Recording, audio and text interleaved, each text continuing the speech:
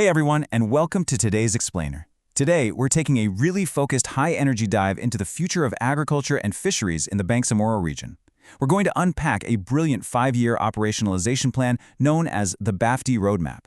We'll trace this institution's journey from the very first seeds planted all the way to the final sustainable harvest. Let's get right into it. Okay, let's dive into this. At the very core of this whole initiative are two key players: the Ministry of Agriculture, Fisheries, and Agrarian Reform for the Bangsamoro Autonomous Region in Muslim Mindanao, or BARM, and BAFTI, which stands for the Bangsamoro Agriculture and Fisheries Training Institute. Together, they represent the region's dedicated solution for structured, high-quality agricultural training. BAFTI is essentially the engine designed to empower local farmers and fisherfolk with the exact knowledge they need to truly thrive. So here's our agenda for today. We'll start with a broad look at the roadmap explained, and then step through Phase 1, Building Foundations, Phase 2, Curriculum and Growth, Phase 3, Massive Implementation, Phase 4, Expansion and Specialization, and finally Phase 5, Full Institutionalization.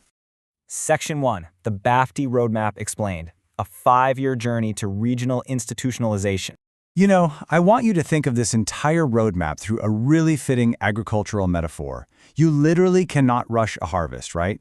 You've got to prep the soil, plant the seed, nurture the crop, expand the field, and only then do you reap the rewards. So starting in 2024 and running all the way through 2029, each year has a super specific strategic focus. You don't just jump to massive regional outreach in year 1, you absolutely have to build up to it. Which brings us to Phase 1, Build in Foundations, planting the seeds from 2024 to 2025. Year 1 is all about that critical, honestly sometimes unglamorous task of laying down the bedrock. First up, they have to finalize the Implementing Rules and Regulations, the IRR. That's basically the legal playbook. Because once you have the rules, well then you can establish the org structure and actually engage your stakeholders. Let's move to the next point and see how this builds. Because by getting all this admin stuff done first, BAFTI can safely and effectively launch their very first pilot trainings for agriculture extension workers. It's like they're testing the soil before planting the whole field, you know?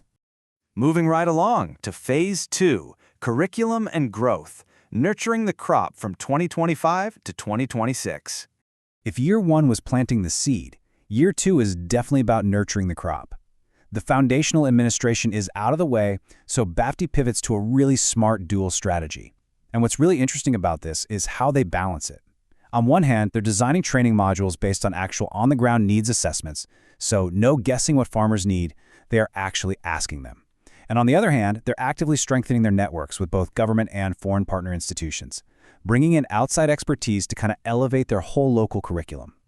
Also in year 2, they introduced something that is just incredibly unique: harnessing halal and Islamic financing potential. BAFTI is integrating these culturally and economically vital financial systems directly into the agri-fisheries sector's training and operations.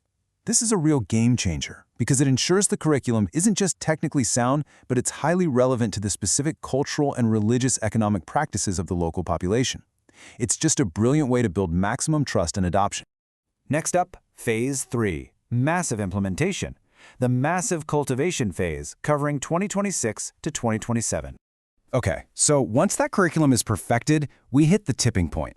The pilot phase is officially over, and it is time to go big across the entire region.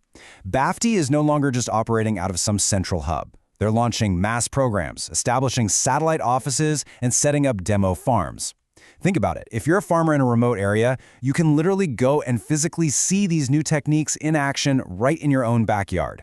But the crucial point here is they're backing this massive rollout with really rigorous monitoring and evaluation, so that strict quality control isn't lost in the expansion. Then we hit Phase 4, Expansion and Specialization, branching out between 2027 and 2028. Because all those core programs got stabilized in the previous year, BAFTI now has the breathing room to focus on advanced, specialized services. But to move beyond basic training and get into highly specialized agricultural modules, you're going to need resources. And this brilliantly illustrates a primary goal of Phase 4, an aggressive financial strategy to secure additional funds. It's a very pragmatic recognition that advanced, data-driven growth requires, well, advanced funding. So looking at the action items for Phase 4, scaling up core programs, introducing specialized modules, and securing additional funds, they all work together as a unit.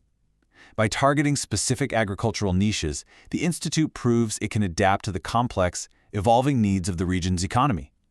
Whether that's, say, advanced aquaculture techniques or climate-resilient crop management, BAFTI is making absolutely sure they stay ahead of the curve.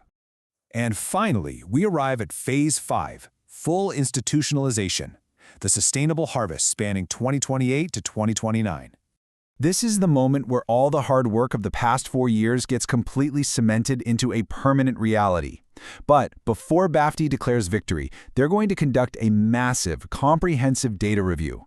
They'll look back at everything, from those tiny pilot programs back in year 1 all the way to the specialized modules in year 4, and really analyze what worked perfectly and, frankly, what needs tweaking. They'll use that hard data to inform long-term strategic planning that looks decades into the future, not just the next year.